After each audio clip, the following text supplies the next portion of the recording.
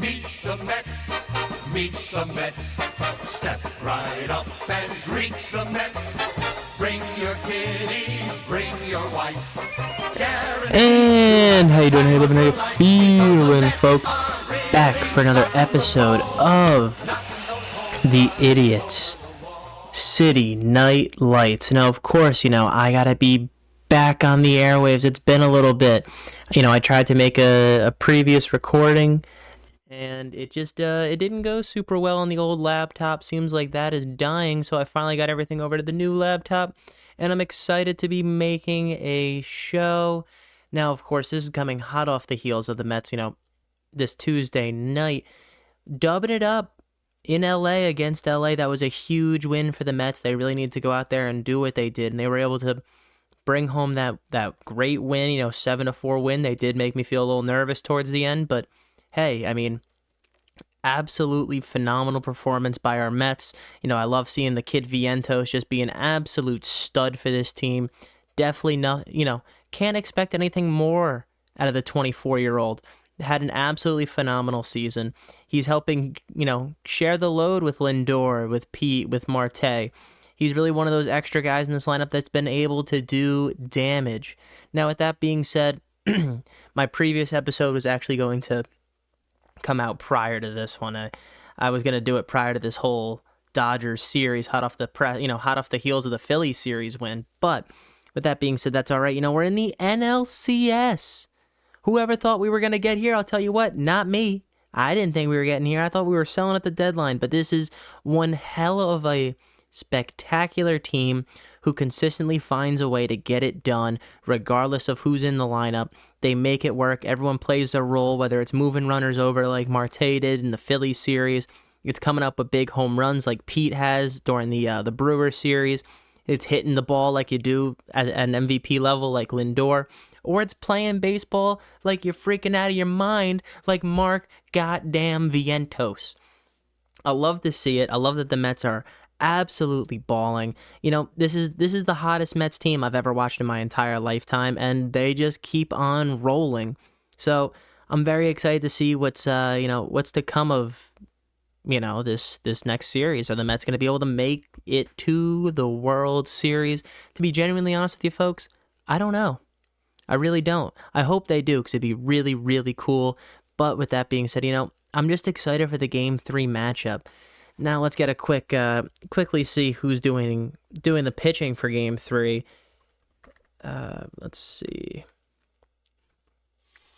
Or is it just going to load forever? That might also be the case. Well, in the meantime, what I will say is that, during Game 2, I feel like during both games, we've done a really good job of, controlling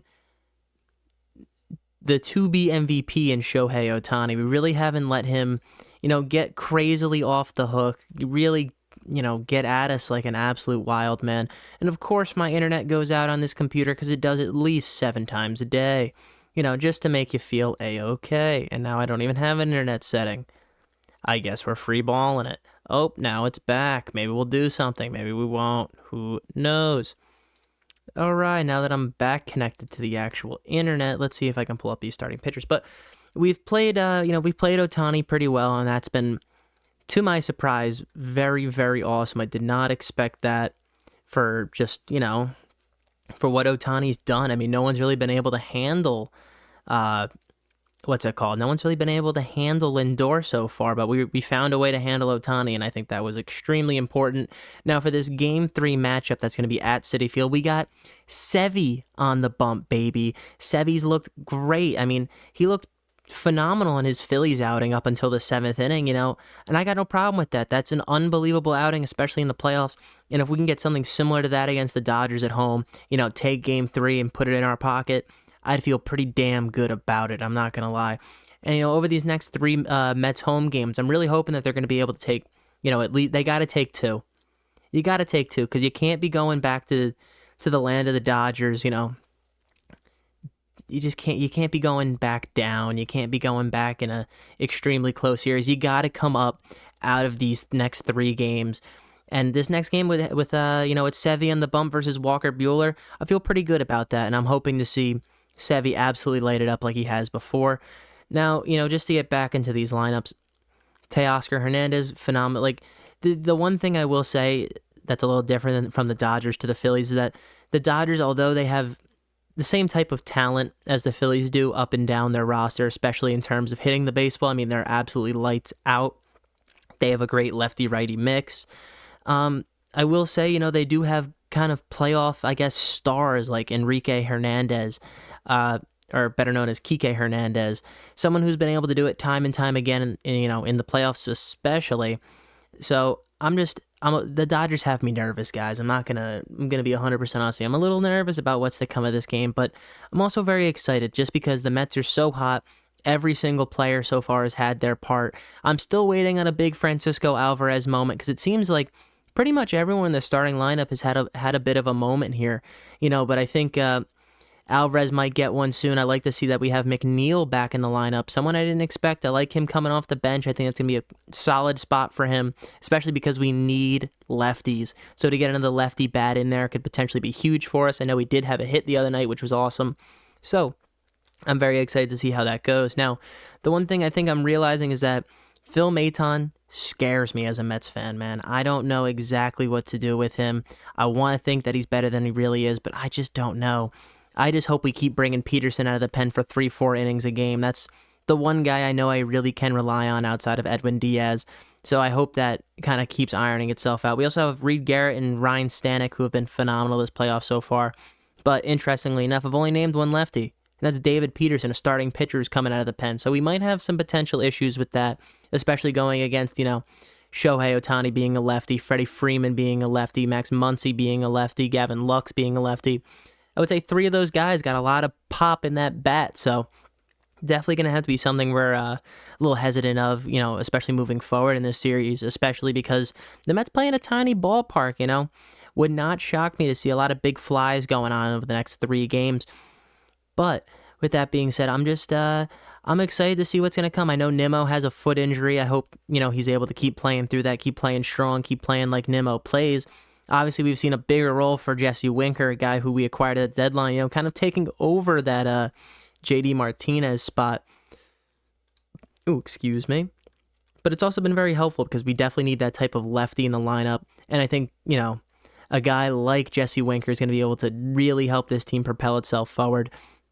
I will say I've so far pretty much loved all the management decisions by Carlos Menendez, and I really hope he doesn't make me regret those words because he has been a phenomenal manager and really an absolutely huge reason why the Mets are in this situation. This is a team that no one thought was going to get past the deadline, really, and now look at them. They're in the NLCS, baby. Whoever would have thought they were going to be in the NLCS?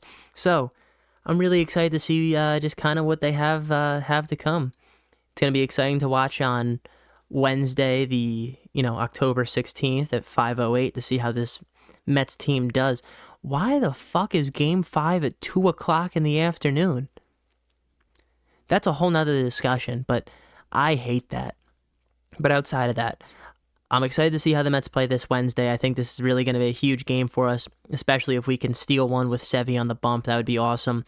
Even if we can steal one with Quintana on the bump for Game 4, that would be amazing to put us in a 3-1 situation to have Minaya close it out at home. I really like, if we can get another win out of Minaya, a guy who's pitched so eloquently for the Mets this whole season, especially, his most recent outing against Shohei Ohtani, someone that we didn't think, he handled him extremely well. I didn't think he was going to be able to handle him that well, but Minaya looks like he's pitching from another planet, man. I love this guy. He's been awesome for us. We're going to really need him going forward. But with that being said, guys, I'm excited for this. I hope the Mets can do it in 6. That's what I think they're going to do it in. I think they're going to do it in 5 or 6 or not at all. But with that being said, I really do appreciate you guys taking the time coming out listening. I know this is a short pod. Hopefully I'm going to get some more pods moving and a grooving here shortly. That's the end goal. But with that being said, thank you so much for spending time with me, listening to me, hearing me out. I appreciate it. With that being said, stay idiotic.